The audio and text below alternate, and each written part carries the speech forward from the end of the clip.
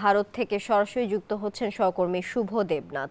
শুভ, ঠিক কি কারণে এই অবসরের ঘোষণা সাকিবের, কিছু জানতে পেরেছেন কিনা জানাবেন। তানিয়া, ধন্যবাদ আপনাকে।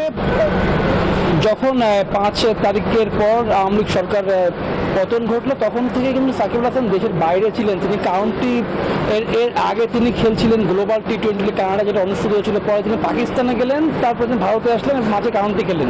সবকিছু কিন্তু তিনি দেশে ফিরতে পারছিলেন না এবং সে কারণে মূলত তার অবসরের কারণটি হতে পারে। কারণ সময়টা যখন ভালো যাবে না তখন সাকিব তো ক্রিকেট থেকে বিদায় নিতেই চাইবেন, সেটাই স্বাভাবিক। এবং বেশ কিছুদিন ধরেই সাকিবের মন খারাপ থেকে শুরু করে সব কিছু সতীর্থরা তাকে সবসময় বুস্ট আপ করার চেষ্টা করেছেন, সময়টা ভালো সময় ফিরিয়ে আনার চেষ্টা করেছেন। সেখানে সতীর্থদের কাছেও তিনি ধন্যবাদ জানিয়েছেন। তবে এমনটি তিনি বলেছেন যে এই খারাপ সময় তিনি কীভাবে অতিবাহিত করেছেন একমাত্র সৃষ্টিকর্তা সে বিষয়টি জানে, সেটি কিন্তু তিনি জানিয়েছেন। তবে টেস্ট থেকে তিনি নিয়মিত খেলতেন না, মাঝে বেশ কিছু ম্যাচ খেললেও এখন তিনি বুঝতে পারছেন যে বয়সটা প্রায় 37 পার হয়ে গেছে, এখন তো অবসরের সময় হয়ে গেছে। সে কারণে টেস্ট থেকে অবসর নিয়েছেন। টি20 যেহেতু ক্রিকেটের সংযুক্ত ফরম্যাটে খেলা, সেখানে মোমেন্টাম চেঞ্জ এবং কুইক রান করতে হয়, সে বিষয়টা সাকিবের মাথায় ছিল। সে কারণে সাকিব মূলত টি20 থেকে আগে অবসর নিয়ে যেতে হবে। সব কিছুর মূলে রয়েছে যে সময়টা তার ভালো যাচ্ছিল না, একের পর এক নানা ঘটনা ঘটছিল, সেখান থেকে নিজের ফোকাসটা সরানোর জন্য সাকিব এই 2 ফরম্যাট ছেড়ে দিয়েছেন।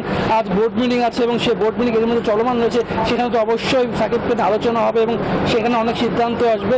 তারপরে আরেকটি বিষয় দেখা দরকার যে বৃষ্টি যেমন ছিল, এখন প্রচণ্ড গরম রয়েছে এবং সেই গরমের মধ্যেই বাংলাদেশ দল আজকে অনুশীলন করার কথা ছিল, তারা অনুশীলন করেন, তারা হোটেলে ফিরে গিয়েছেন।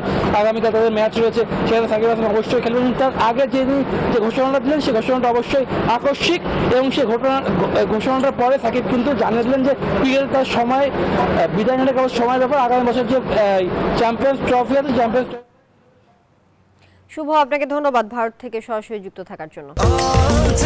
স্বাস্থ্যকর অল টাইম হানিকম, সব সময় অল টাইম হেলদি লাইফ।